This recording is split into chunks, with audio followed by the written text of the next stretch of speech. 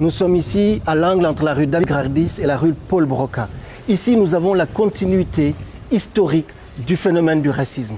D'abord, David Gradis, armateur négrier, qui s'enrichit grâce à la traite des Noirs, qui arme des bateaux, qui sont partis en Afrique, acheter des captifs africains pour les vendre en Amérique. Et bien de l'autre côté, vous avez Paul Broca. Il fait partie de ceux qui, au 19e siècle, ont tenté de justifier scientifiquement le racisme. Selon Paul Broca, médecin bordelais, honoré d'ailleurs à l'université de Bordeaux par un amphithéâtre à son nom, selon Paul Broca donc, la masse de l'encéphale des Blancs étant supérieure à celle des Noirs, c'est ce qui explique que les Blancs sont supérieurs aux Noirs. Donc on a ici une continuité historique. Nous ne pouvons pas comprendre le racisme d'aujourd'hui si nous ne faisons pas ce recul historique. Si nous ne voyons pas que depuis le Code noir jusqu'à aujourd'hui, nous avons des mêmes techniques de brutalisation des corps des Noirs qui continuent encore d'exister. Est-ce qu'il faut changer de nom? La rue Paul Broca doit changer de nom? Pour nous, le changement de nom, la débaptisation ou bien des panneaux explicatifs, tout sauf l'indifférence.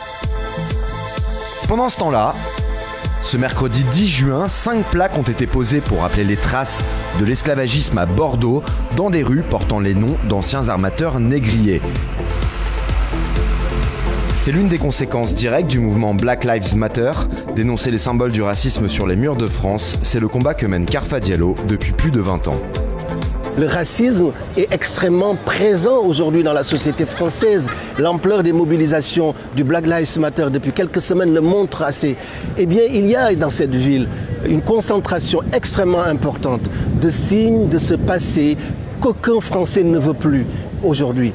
Il y a une vingtaine de rues, de places qui honorent effectivement des personnalités dont la fortune, dont la prospérité s'est faite sur les Africains et sur leurs descendants. Vous avez aussi ici sur cette place ce qu'on appelle des mascarons créoles. Ce sont ces visages qui sont sculptés dans la pierre. Et si vous regardez un tout petit peu, celui qui est à l'extrême gauche et celui qui est à l'extrême droite me ressemblent un tout petit peu. Ce sont des visages avec des traits africains. C'était une véritable mode architecturale au XVIIIe siècle. Les Bordelais étaient très fiers de marquer dans la pierre le souvenir de leur propriété dans les colonies. Les Noirs faisant partie des biens que les Bordelais avaient. La ville de Bordeaux est le deuxième port négrier français. Le port négrier, ce qu'il définit, c'est le commerce triangulaire. C'est-à-dire que les bateaux quittent l'Europe, Bordeaux par exemple, vont en Afrique acheter des captifs africains à un certain nombre de chefs corrompus qui sont complices du système et vont vendre ces esclaves-là en Amérique et revenir d'Amérique avec les produits coloniaux. Ça, c'est le port négrier. Et en France, Nantes est le premier port négrier. 1700 bateaux ont quitté les rives de la Loire et ont fait le commerce triangulaire.